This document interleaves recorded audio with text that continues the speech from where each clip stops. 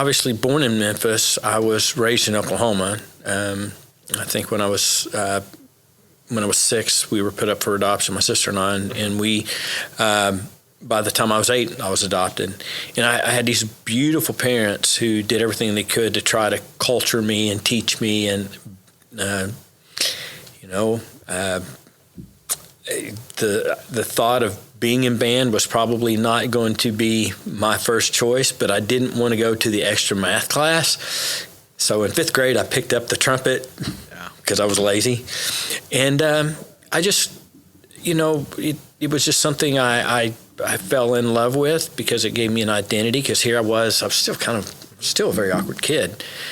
And, you make all your friends, and you don't think about music as a career or where it's headed. You're just hanging out with friends and going to contests and hanging out. But as I got older, I really fell in love with, we all love music.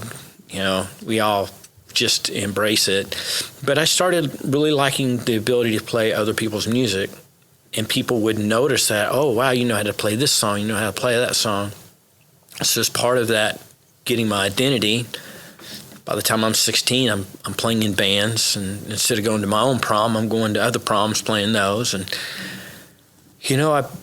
we wrote a song when I was a kid, when I was 17, and somehow it ended up on the KATT's local talent show, and that's all I needed. That, hearing your song on the radio and your friends telling you how much you're going to be a rock star, the bug had bitten. And since that time, I've been in bands. I've been, from college, grad school. I hung it up for a while, thinking that, we were opening up for all these big label bands. And the last band I remember we opened up for was a band called Great White. But I saw how they were living, and I was getting to bed at 4 a.m, getting up and going to work at 8. I was a single parent with full custody of 2 kids, and I finally had to say, this is not for me. And I raised kids for several years, met my beautiful wife, Melissa. And, the very quick rundown is I did a song for her just as a Valentine's present. I loved it. I loved the experience. And I got back into it. I never dreamed that would be what happened or facilitate it. But next thing I know, I'm writing music. But I was writing electronic and rock. Electronic rock was my favorite thing.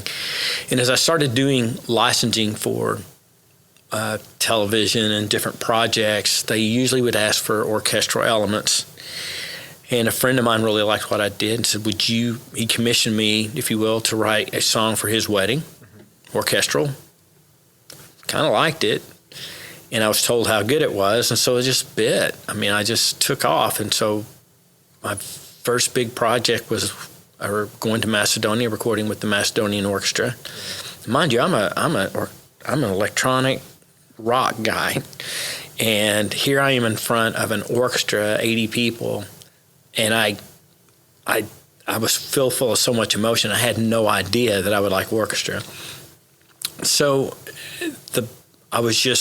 that project called Midnight in Macedonia opened so many doors for me. Opened the doors for big shows. I'm like, when did all this happen? And I wanted to outdo that. So then I started going to Abbey Road, recording with either, the London Symphony or the Royal Philharmonic, and somehow, some way, things continued to happen organically, and doors opened to where, like I say, next thing I know, I'm standing at Carnegie Hall at a sold-out show thinking, how did we end up here? I don't know. I don't care. But I'm able to think about that little kid who wanted to get it out of that extra math class. Yeah. All it takes is a flap of a butterfly, they say, in Africa, and then you have a big hurricane in the United States several months later.